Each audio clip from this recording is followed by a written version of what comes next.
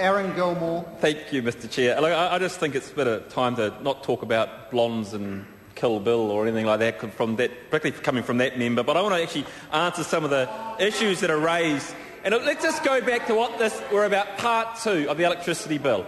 A review was set up. It found there were problems with the electricity governance arrangements. We found that the dual regulation of Transpower wasn't working. We found there was a lack of independence and ministers meddling in governance arrangements in the electricity sector.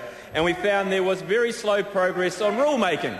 So what have we got? Part 2 is about replacing the Electricity Commission with an independent authority as an independent Crown entity. It's about an establishment of a Security and Reliability Council. That's what Part 2 is all about, Mr Chair. But I want to touch on 2 particular things. Firstly, the one about smart meters that we heard from the opposition, the other side.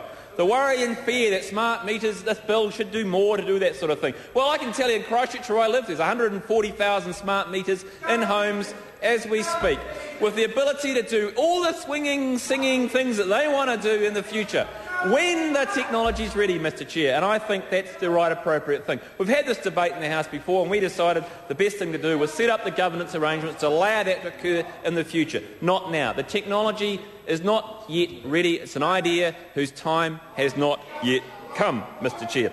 Mr Chair, the other good thing that's in this bill in Part 2 is some of the changes in governance arrangements around lines companies, particularly around the standardisation of tariffs and the ability to get less bureaucracy in terms of how that will work, Mr Chair.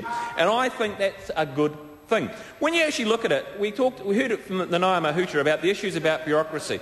We had an Electricity Commission which I understand at last count had about 300 staff looking at in relation to management of the Electricity Commission. And I don't think that's a good use of taxpayers' money in terms of the spend that was occurring. And that was all funded by a levy that existed on electricity users. So electricity users were paying more money to set up a bureaucracy to oversee and govern the electricity industry that effectively all it doing with the left hand and the right hand was shuffling paper back and forth. We don't think that was a good idea, and that's one of the reasons why Part 2 has been brought in place to tidy up the governance arrangements and make the sector work a bit smarter and more efficiently. Mr Chair, I want to also touch quickly also on another aspect that the prior speaker spoke about, the issue over the appointment to the Commission and the skills and expertise.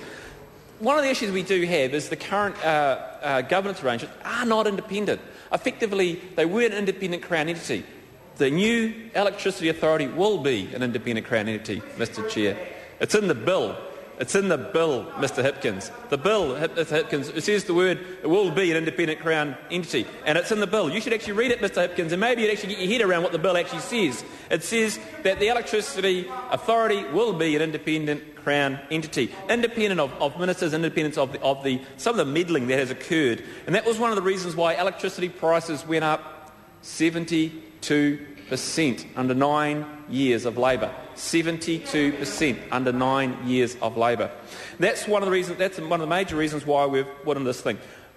Briefly, Mr Chair, I want to touch on in terms of some of the price changes that have occurred in the marketplace to date, and that this bill will actually help enhance. Genesis Power, where I live in Christchurch, is going around actively campaigning to sign up and come on to them, giving people $200 or $300 price discounts on the expectation of this bill coming into effect, Mr Chair.